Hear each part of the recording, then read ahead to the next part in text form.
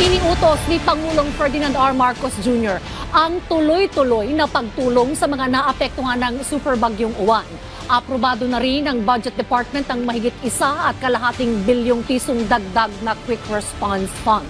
May report si Clazel Cordelia. Mga kalsadang nagmistulang ilog, daan-daang bahay na nasira, mga posteng natumba, at mga bangkay na na-recover matapos ang matinding pagbaha. Yan ang pinsalang iniwan ng superbagyong Uwan na itinuturing na isa sa pinakamalaking bagyong humagupit sa bansa.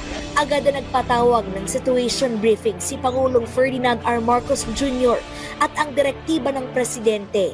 Pinag-utos ni Pangulong Marcos Jr. sa Department of Social Welfare and Development o DSWD sa pangunguna ni Secretary Rex Gatchalian ang tuloy-tuloy na pagbibigay tulong sa lahat ng mga sinalanta ng bagyo. Ipinag-utos din ng Pangulo sa lahat ng ahensya ng pamahalaan ang walang humpay na pagbabantay sa lagay ng panahon mula ngayong araw hanggang bukas. Pinasimula na rin ni Pangulong Marcos ang rehabilitasyon ng mga kalsada para agad na makapaghatid ng tulong. Inatasan niya ang Health Department na mag-deploy ng mga medical team at mamahagi ng gamot sa mga biktima ng kalamidad.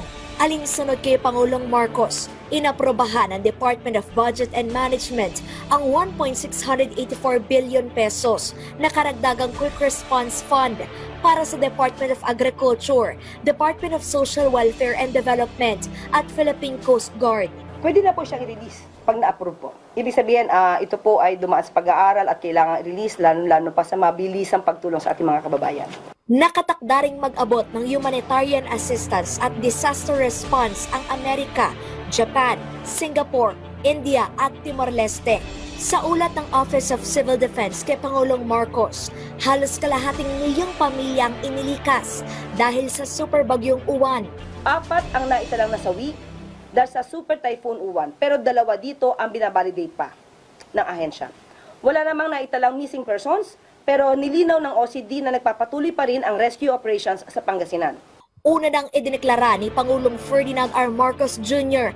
ang State of National Calamity, bunsod ang matinding pinsalang idinulot ng Bagyong Tino sa ilang rehiyon.